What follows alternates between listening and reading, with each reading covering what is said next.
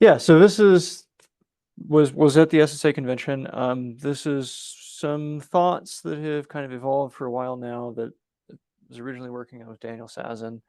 Um, that really came out of we were flying a contest in Elmira, which has sometimes fairly challenging weather, and had a day where both of us, especially me, did a not particularly good job of figuring out when to transition from really trying to go relatively fast to just trying to stay up. And I had a very, very long slog and got a very good look at a couple of fields.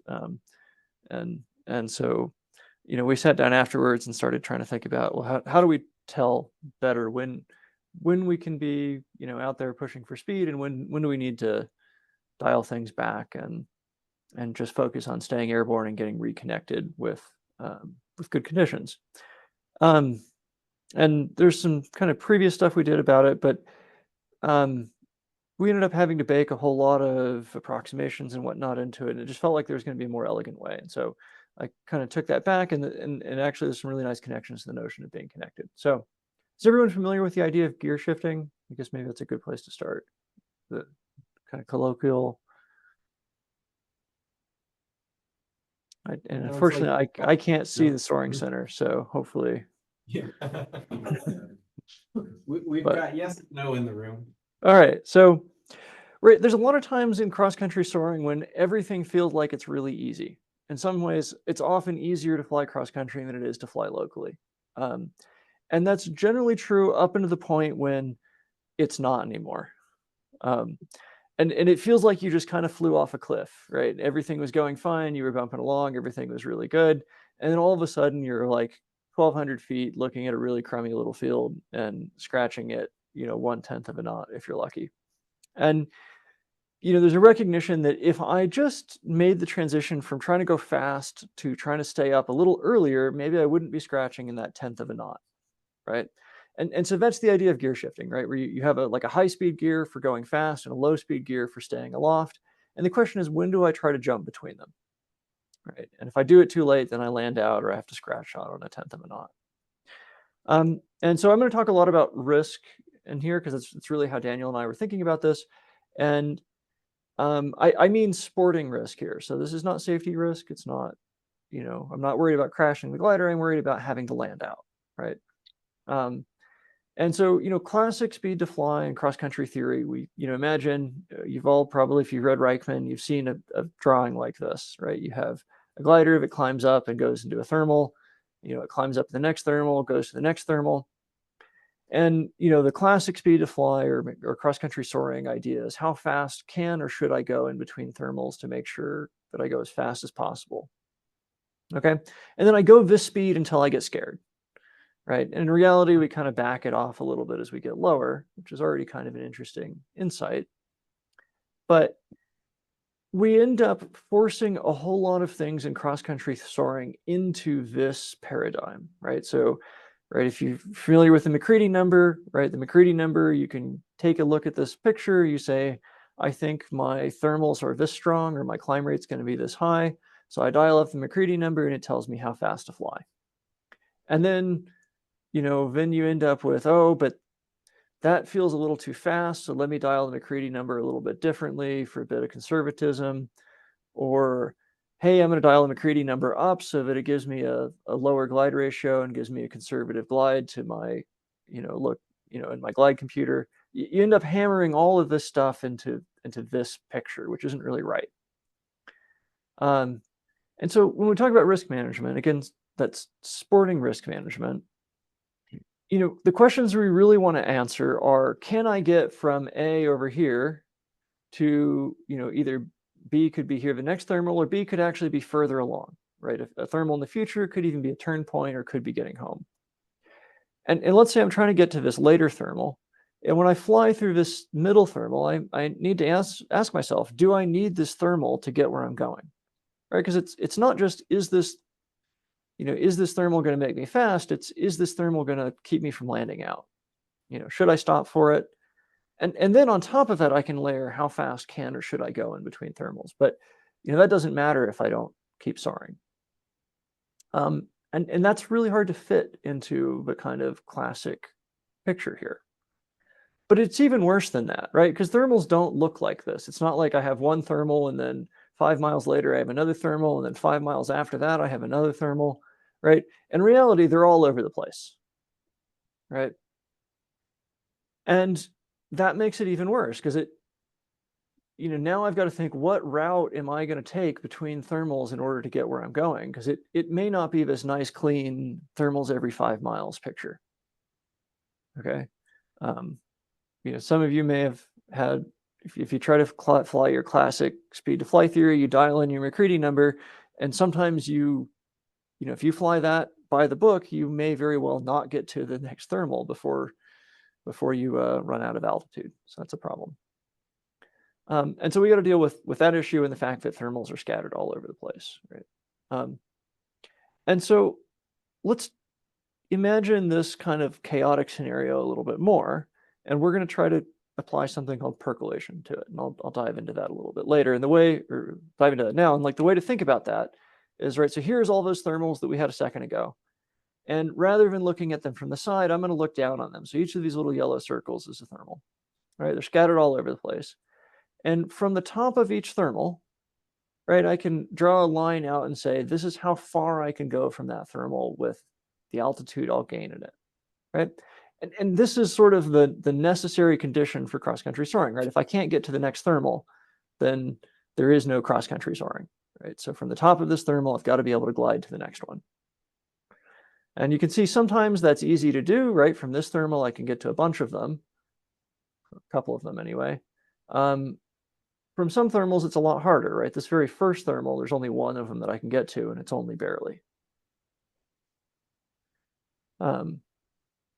And then, right, so, I try to cut down to some of the underlying stuff here because that's what I do, right? And so I say, well, let me abstract this away. I'm going to say, let me connect every thermal I can get to. So I can get from this thermal to this thermal. So I'm going to draw a line between them. This thermal to that thermal, I'm going to draw a line between them. And I can connect all the thermals out here. And then you can see clearly, like, there's one thermal that I can't even get to, right? That it's not possible to get over there.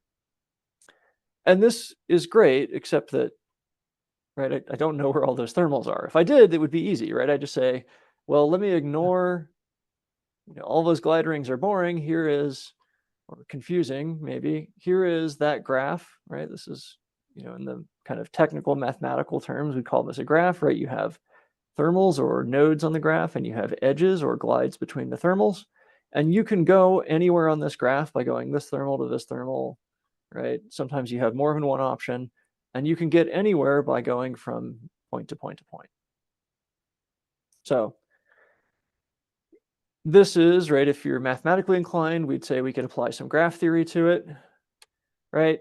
Again, vertices or thermals, if you want to go to the technical terminology.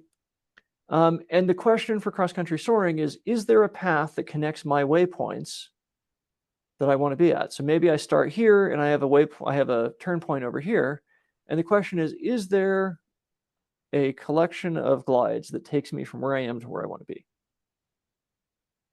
Okay. And this is super easy to solve if I knew where all the thermals were. Then it'd be like Google Maps. And I mean that in a very literal sense, because this is principally how Google Maps works. Unfortunately, this graph, that is where the thermals are, it's uncertain, right? I don't know. When I'm here, I don't know where these thermals out here way ahead of me are. And even worse than that, even if I knew where they were, by the time I get there, those thermals aren't there anymore, right? Thermals last something like 20 minutes. And so if it takes me more than about 10 minutes to get to a thermal, it doesn't matter to me. And so I've got to find some way to deal with that. And I'm going to have to find some way to invoke, probably some statistical properties of distribution of thermals and kind of on average what happens. Okay. And the tool that we're going to use to do that is something called continuum percolation. And that's a big fancy word, right? And the only reason to put it in here is largely because I want you to think about that very literally. Like, so when you make a pot of coffee, like you have a percolator, right? The water goes in the top and it seeps through the grounds, right? It percolates through. And ideally it comes out the bottom, right? Otherwise you don't get your coffee in the morning. And we'll get to this in a second, there is actually, like, you can imagine if you put enough grounds in your coffee maker, it might be a lot of them, but you could put enough grounds in the coffee maker that they'd smash themselves down and there wouldn't be any little nooks and crannies for the water to seep through, and there wouldn't be any coffee come out the bottom, right? And so just like the water has got to seep through the grounds in the coffee, we've got to seep our way from thermal to thermal to thermal and get where we're going. And so the kind of formal version of this is, if we have randomly scattered nodes, that is thermals, we connect every thermal, which is in distance r of each other. And r is just how far can we go, right? And that's, you know, how long we can glide from where we are. And there's this kind of wild thing that happens is the number of thermals that I can get to from any one thermal rises above a magic number. There's what we call a phase transition happens in the graph. It suddenly behaves differently. Phase transition, right? A phase transition of states of matter is like you heat up your water and all of a sudden it starts boiling, right? There's this like one instant where all of a sudden it behaves very differently than it used to. Okay. And that happens in the graph, right? If you're pouring more and more and more grounds in your coffee maker, eventually you would all of a sudden reach a point where the coffee wouldn't come out anymore. Okay. And that happens here as well, somewhat surprisingly. So if I were to, connect all the thermals I can get to from each other, kind of like what I did with that graph earlier, there is some critical threshold that's defined by how many thermals I can get to from any one thermal. And when I reach that threshold, the number of thermals which are mutually reachable, not instantaneously, but bouncing from thermal to thermal to thermal, it goes to infinity, like all at once. So if you're below this threshold, there's a limit to how far you can fly.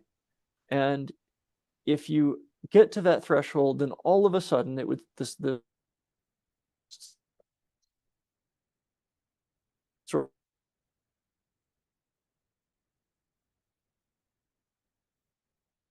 of math would suggest that you can go infinitely from flight as possible. Okay, you won't have to take a roundabout way, but when you get to this point, when you can get to enough thermals, then all of a sudden cross-country flight is possible, and below that, cross-country flight is extremely difficult. And this is kind of intuitive in the sense that if you've been cross-country soaring for a while, you probably noticed that this behavior I talked about earlier, where cross-country soaring feels really easy a lot of the time, and then all of a sudden it's impossible. And this theory would suggest that, well, that actually is fairly well grounded in some kind of mathematics. So let's try to connect this to soaring even a little more concretely. And what I really want to answer the question is, can I get from point A to point B? And unfortunately, we can't help you with that, right? I can't give you Google Maps for gliders. But what I can say is it possible to keep going? And the math says keep going forever, but in the proper theoretical fashion, right? That's for uniformly distributed thermals on an infinite plane, kind of like your spherical cows in a vacuum sort of problem. And so, the reality is it's not keep going forever. We just say you can keep going and keep cross-country soaring, okay? And, during the peak of the day in Kansas, that's about as close as you're going to get to uniformly distributed thermals on an infinite plane. So that's maybe not so bad. This doesn't guarantee that we are necessarily the person connected to all those thermals, although if there are enough of them, then that seems like a pretty good assumption. And it doesn't assure that your task is actually included in that collection of thermals that you can get to. But that also doesn't seem like too much of a stretch if there's enough thermals that are connected. And we'll make this even more concrete in a moment, but the beauty of this is that there's a really simple equation for it. You can lump your L over D, how far apart thermals are, and your working altitude band. That is, how low you're willing to get before you're going to work on landing out. And you can chunk this through a really simple equation and get an answer of whether or not you're percolating right now. And because that threshold is defined, that all of a sudden it's possible to cross-country soar is defined by how many thermals you can get to, we have a really simple question to answer, which is, can you get to enough thermals? And I can't provide a satisfying theoretical reason for this, but the magic number of thermals is 4.51.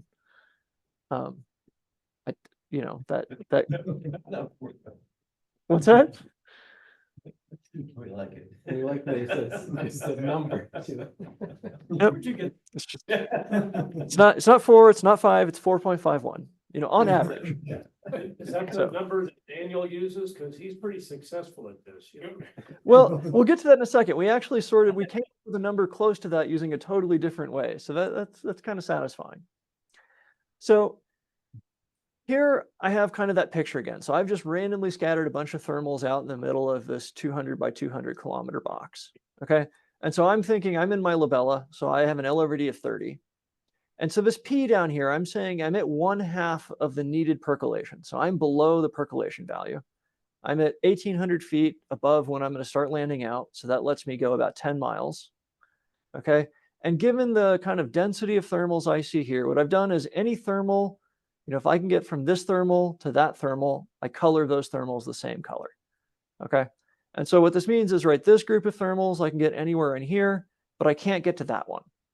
I can get to this one, but I can't get to that one. I can get to this one, but I can't get to this group of thermals here. And so, you look at this and you say, okay, I'm below the percolation threshold. I'm less than 1 on this magic number here. So I've normalized this by 4.51. So instead of being 4.51, I'm going to say 1 is the magic number here, because I'm an aerospace engineer and we love dimensionless numbers. And so you can see pretty clearly here, you could get to some of these thermals, but I couldn't really put a meaningful task into this environment, right? You could maybe squeeze like a silver distance task in here. I guess you could, but just barely, right? It would be really, really iffy to fly any kind of substantial cross-country task in this environment.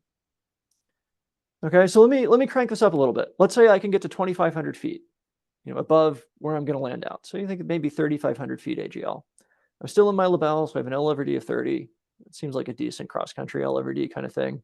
Right? Club class gliders more or less fly around there. I haven't really gone a whole lot more. I could go 10 miles. All of a sudden, I can go 13 miles. It's the same thermal density. In fact, I think it's the same thermals even. And now I'm right at that percolation threshold. Okay. And all of a sudden, look at this. There's this huge connected region here. Right. I'd still have to be a little creative about task setting, right? If I tried to draw a great big triangle in here, I would run myself right across someplace I couldn't keep going, right? These orange things I can't get to from the red ones. And so I'd land out if I tried this. But this already looks a lot better. Okay. And let me add a little bit more now. Again, same thermals. All I'm doing is I'm a little higher. I can go a little further. At 3,000 feet, I can go 15 nautical miles, not that much further. And all of a sudden, I can get basically anywhere in this environment, right? It's a little weird at the edge, but also the things at the edge, right? They're no longer on my infinite plane of uniformly distributed thermals because there's an end to the thermals here. So it's maybe not surprising that they're the iffy ones. And so, pretty rapidly, I went from cross-country soaring is impossible to, in this case, cross-country soaring is easy, right? And that kind of fits with us. Now, this is a really there's a nice intuition to it. It's mathematically relatively simple. And so in putting my academic hat on here, you'd say, well, somebody else must have taken a look at this. And in fact, people have. And in fact, the first person I know who did it was a guy named Nate, who used to sit next to me when I was at Penn State. He was in the next desk over. And he did some original work on this. And so here, this red line is the magic percolation threshold. The blue lines, there's some theoretical uncertainty about exactly whether it's 4.51 or something else. Although so those you can kind of ignore those at the moment. The thing about the red line is the critical one. And so he looked at what is the relationship between what your L over D has to be and how many thermals are there. And realistic soaring conditions are somewhere around here, 10 to the -2 thermals per square kilometer. And this would suggest, they might get up as high as, right here, and maybe as low as right here. This would suggest that you can go cross-country soaring with an L over D of, 10-ish.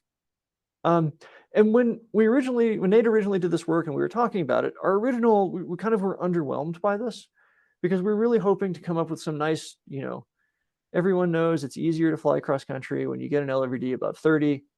And this said, well, that didn't provide a meaningful bound on it. But coming back and thinking about this a little bit more, there's a couple of important things in the way he did this analysis. He looked at, if I start at the top of one thermal and just barely get to the next thermal, that's the problem Nate was looking at here. And we know that things with poor LRVDs can fly cross country by doing that, right? If you've ever flown a 126 cross country, that's how you fly 126 cross country, right? You take that thermal and you fly and you hope that you get to the next one before you land out, right? We also know lots of things with relatively crummy LRVDs fly cross country. Things like Hawks, which have an LRVD of something like 10 to 15. Things like paragliders, which are somewhere in there as well, right? And so this actually would suggest that for realistic soaring conditions, we should see things like paragliders and Hawks flying cross country, but they should have to work really hard to make it happen, which is sort of, in fact, what occurs. And so that kind of got me thinking, well, let's take a different look at this. In principle, it's okay to get to an altitude which is not percolating between thermals. That is, if I were to take this magic equation and solve it at the top of the thermal, saying that I'm just going to barely get to the next thermal before I land out, then I'm below that magic number for most of that next glide. And that was the problem Nate looked at. But I don't know where that next thermal is. And if I don't know where the next thermal is, maybe I need to be above that threshold at all times. I need to always be above the magic threshold for percolation. And so maybe this isn't a good bound for how good a glider do I need. Maybe it's a good bound for when do I need a thermal. Because when I start to get near that threshold, when I don't have 4.5 thermals in range, then I really need to use a thermal to get 4.5 thermals back in range, again, on average. And so there's some implications that come out of that. One is that good pilots should rarely drop below this threshold. That if I drop below the threshold, I should see people slowing down, accepting a lousy climb to get back on above that threshold if they're talented pilots. And if they get below that threshold, I should see them landing out more often. And these implications give me a way to test, is this really a good way to look at risk management? Because I can ask myself, can I look at this with log data, right? We've got a lot of log data out there now. And that allows us to test a lot of competition and cross-country theory questions that otherwise are a little hard to attack. There's some challenges here, like what is the L/D that a glider is flying, right? Or expects to fly. And also the big one, though, I can kind of paper over that in a bit. But the big one is, what is the density of thermals, right? I can tell what the density of thermals that a particular pilot found was, because I look at how far apart were the thermals that they took. But if they're really trying to go fast, or even if they're trying to go mediocrely fast, they're probably going to skip some thermals in between. And so I need some way to tell how far apart thermals actually are, not how far apart are the thermals that somebody used. And I struggled with this for a while and came to a conclusion that I think works reasonably well. And so to see if pilots try to stay percolating, I took a bunch of tracks from the 2024 Club Class Nationals in Hobbs. I threw out the day with the thunderstorms because that was too weird. Hobbs is pretty good. It's pretty flat. Pilots are pretty good. It's club class. I'm pretty familiar with club class gliders, so I just assumed everybody flies around an LRD of roughly 30, and that they will give up thermaling and start landing when they're about 200 meters AGL. And I only want the parts where they're trying to actively thermal. So when they're within 10 kilometers of the start, I throw those parts of the flight away. And after they leave their last thermal, they're on final glide, I throw that away because they don't care anymore. And the realization I had here about Hobbs is, first of all, the thermal density is probably pretty constant because we're flying in the good part of the day.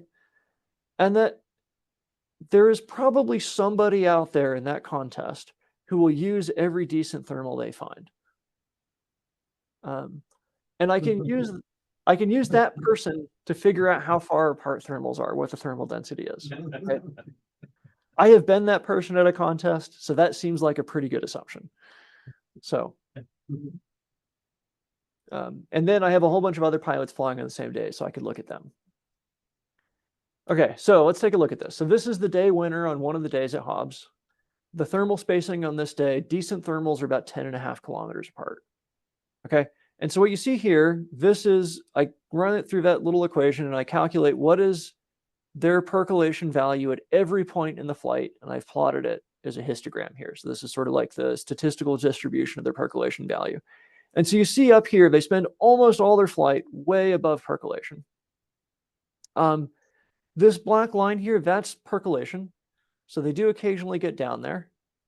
And then these dashed lines are, you know, if you started looking for a thermal when you hit this dashed line, you would expect to find it before you hit this dashed line.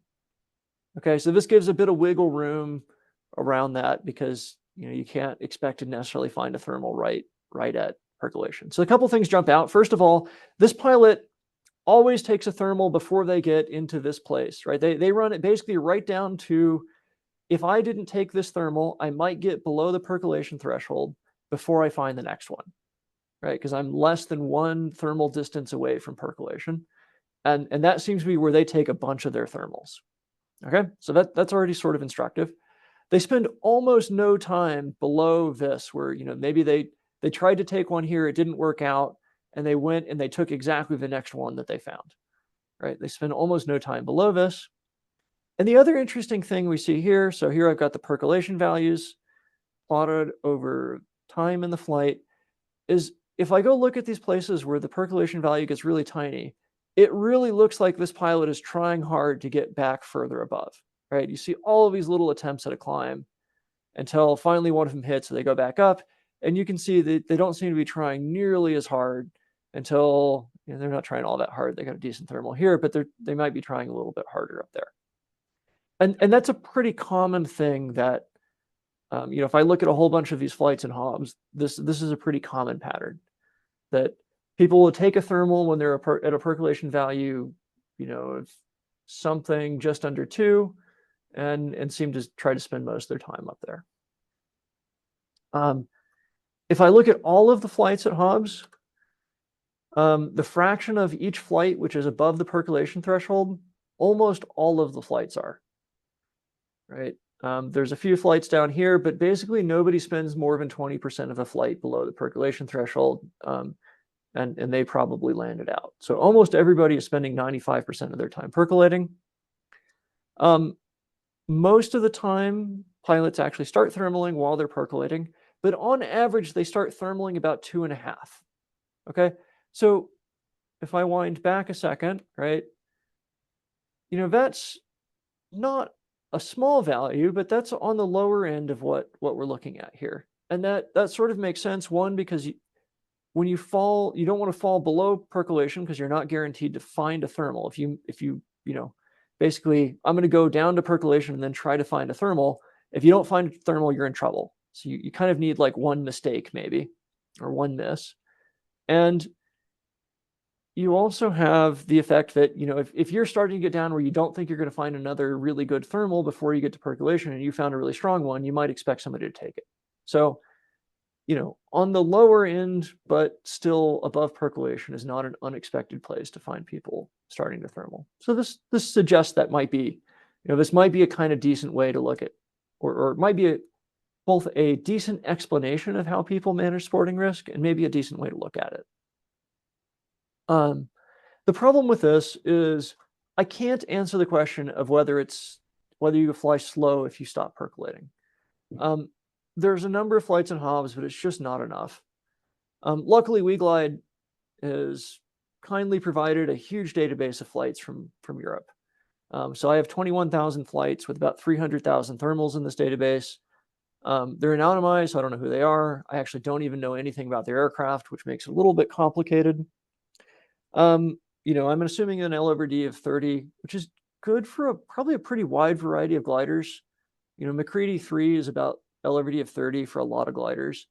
I'm sure there's some in here where that's not good, but it's a decent place to start. I'm going to assume again that they'll start trying to land at 200 meters AGL.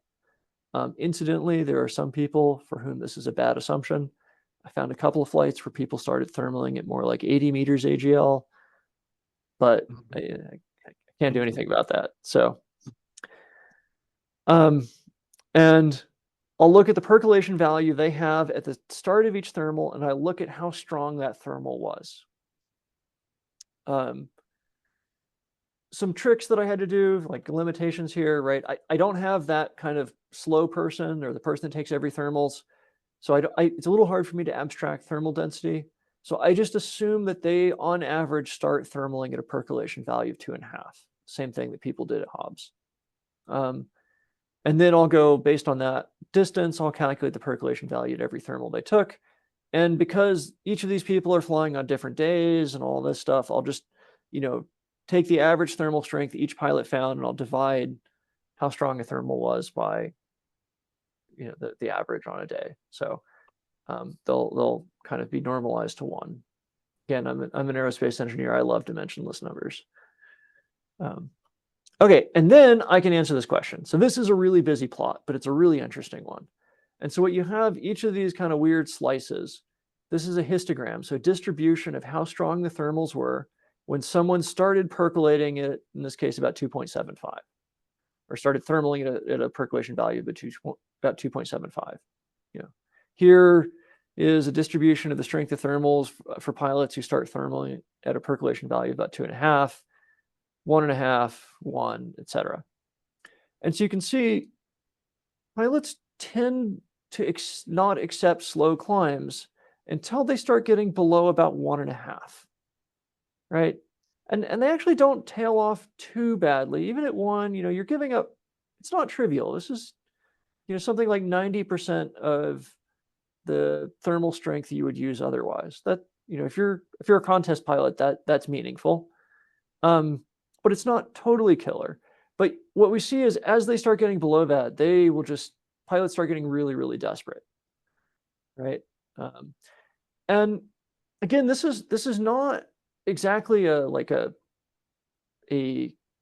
exhaustive verification of percolation is a good way to look at it, right? Because these pilots are not thinking about percolation. They're going out and flying cross country based on their experience.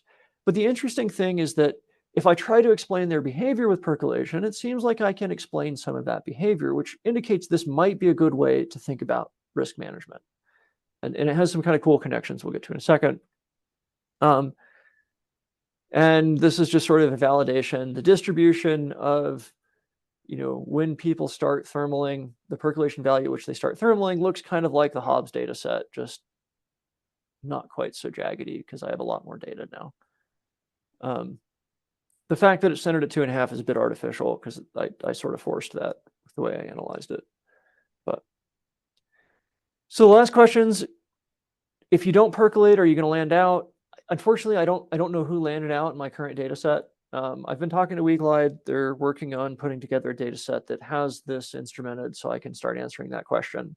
It's a good fodder for continued work. There's some difficulties using this, right? Again, I'm assuming uniform thermal density on an infinite uniform plane. Real conditions, dynamic conditions, this is a little trickier. I think there's ways we could bring it into this, but that's not what we can tackle right now. Defining thermal spacing is tricky. I've got some ways to do it after the flight, but ultimately you'd like to be able to do it in the flight. I tried a couple times when I've been flying to think about how far apart thermals are, and I don't have enough brain cells to do that kind of math while I'm flying. But well, I think there's some ways we could do it. If we have large scale structure in lift source locations, i.e. cloud streets, i.e. ridge lift, i.e. wave, wave definitely this doesn't apply to. This stuff doesn't work as well. There might be some ways we can get there, but we're not there yet. And then, right, if I'm below percolation, it doesn't necessarily mean you're disconnected, right? Imagine you got a really good glide and you are driving yourself at a nuclear power plant, right? And you're planning to arrive at the cooling tower at cooling tower height plus 50 feet, right? You're very likely to make that work, right? It doesn't mean that you're guaranteed to land out. It just means that if you're relying on randomly scattered thermals, if you get below that threshold, you are now in a situation where you have a much, much greater risk of landing out. Similarly, being above that threshold doesn't guarantee your task is possible. this is probably why we see people flying not, at 1 or 1.2 or 1.5. They're flying, more like 2.5 to kind of cover some of the risk that lives there. Some quick connections. So Daniel and I previously did a really simple analysis looking at, if I have a 75% chance of this, gliding to this thermal option workout, and I don't want to land out during a contest, we found that basically you have to have between 4 and 5 thermal options available at all times, which it's a totally different analysis, right? It comes from a totally different idea, but it obtains a very similar value, which is kind of nice, right? It suggests that this idea, you need between 4 and 5 thermals in range at all times, is actually a really good way to think about risk and think about gear shifting. That if I look out and I don't think I can get to 4 or 5 thermals, then I'm in a really, really risky situation, no matter where I am, right? And I've tried to take this into my flying, where I think, can I get to 4 or 5 thermals all the time? I will say it doesn't always work. At the 126 Nationals this year, I topped out a climb at about 8,000 feet. I looked out ahead and said, I don't think I can get to 4 thermals. I'm, leaving this thermal at 8,000 feet MSL. I am now in survival mode. And I was in survival mode all the way down to the time I met Earl. So, and his name literally was Earl. Really nice guy. But, it didn't help me, right? So, you can't do anything. And ultimately what happened there is we had a change in the conditions. That uniform thermals on an infinite plane was violated, and there was nothing I could do about it. Okay, quick thoughts on where to go forward. Right now I have a single thermal density. In reality, that's not true, right? The spacing, the density of thermals varies by how strong a thermal you want to use, right? If you want to use a really strong thermal, you're going to have to go further in between them. And whereas if you're willing to accept a weak thermal, if you're in trouble, they're a lot closer together. And if we can get a good model for this, then we can actually use this to unify the idea of speed to fly theory and risk management. So rather than trying to hammer everything into the McCready number, everything into the speed to fly picture, we can actually kind of match it up with with risk management. Because you can ask, at my current McCready setting, given how far apart thermals at that McCready setting are, am I percolating? Am I in a risky situation? Or I could ask myself, hey, I think I'm getting in trouble. If I dial down my McCready setting, that is the thermal strength I'm willing to use, how weak do I have to accept a thermal to get me back above that threshold, to get me back into confident cross-country soaring? And this then lets me do a kind of a formalization of John Cochran's work on, if I have uncertainty in the thermal strength, I should, as I get lower and lower, I should start accepting weaker and weaker thermals. And we would now be able to actually, give you, some mathematical foundation to it. But even more exciting, that mathematical foundation doesn't work so well when you're flying. It's hard to do this math in your head, but that's why we developed instrumentation, right? And this is the kind of thing we might be able to measure and instrument in the cockpit, especially if we can develop forecasting tools to provide, here's how far apart 3-knot thermals are. Here's how far apart 4-knot thermals are. You could combine those two and provide yourself with kind of a risk management variometer, right? That says, here's how risky your situation is. So that's kind of the bigger picture. I got to find some time to do it, but that's where I hope to work this in the future. And in the meantime, 4.5 thermals, you got to keep that many in range. So that's it. I'm happy to answer any questions or to let y'all go. I know it's getting kind of late there. Thank you, John. That's awesome. That's awesome. Yeah. Any questions in the room? Hey, John. Yeah. This is Steve Stacy. Glad to see Hey, you. Steve. Are you going to develop an app for this? I'm not really an app developing kind of person. That's, But you know people. I'm happy to do the math and write the code. And I've been talking to Daniel. This has been a few years now that we've been talking about a building. It doesn't really take a very complicated piece of calculation equipment to do it, but we were going to build a box that was the size of a suitcase and had about 6 dozen blinking lights in it and stick it in his glider to take it to the worlds with him. And I just didn't have the time to do it. So I'll probably build a prototype at some point.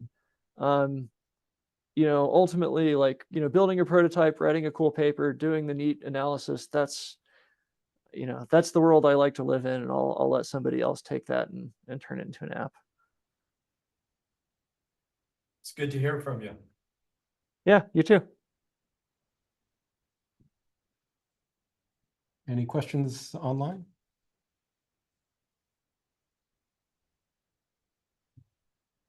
Did you have something, Dave? Well, so part of this is the higher you get, the stronger the thermals are. Is that part of this deal? Or does that have anything to do with it? Ooh. So that's not quite living in here. That would be, right, so that would be like a second, even more sophisticated version of this, right? So I think the first cut is you'd say, let's figure out how far apart thermals of a given strength are. So we can use like variable thermal density and dial up how strong a thermal you want.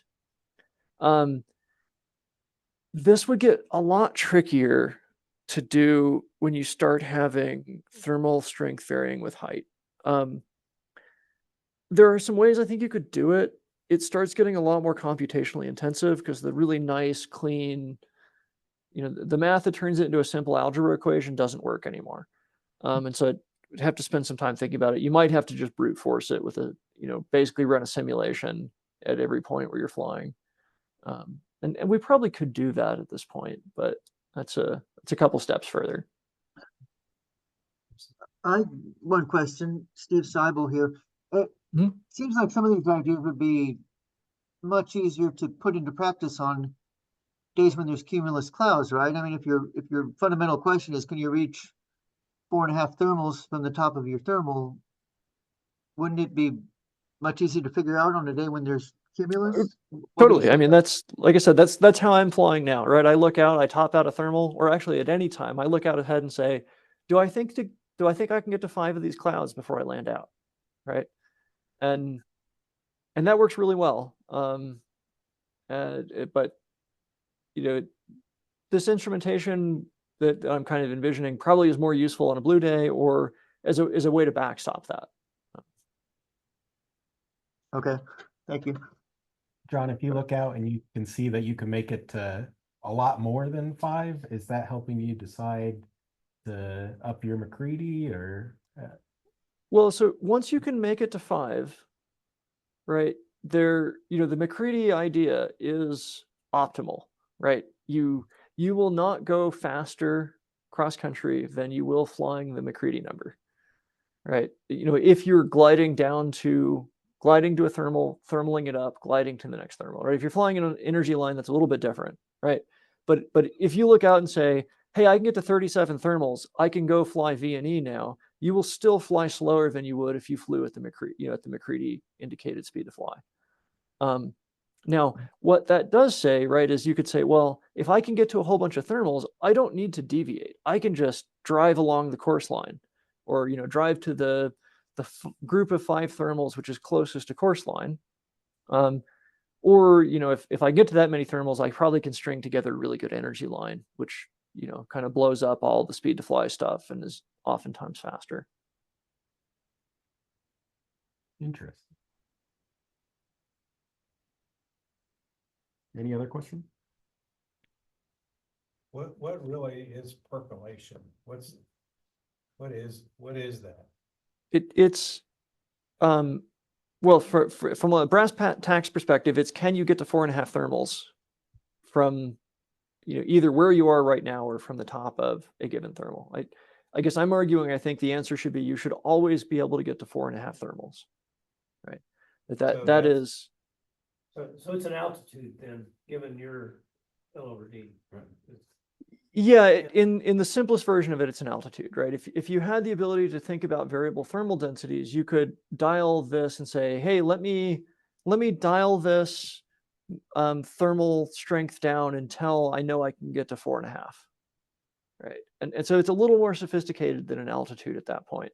But at the end of the day, it does, you can turn it into an altitude.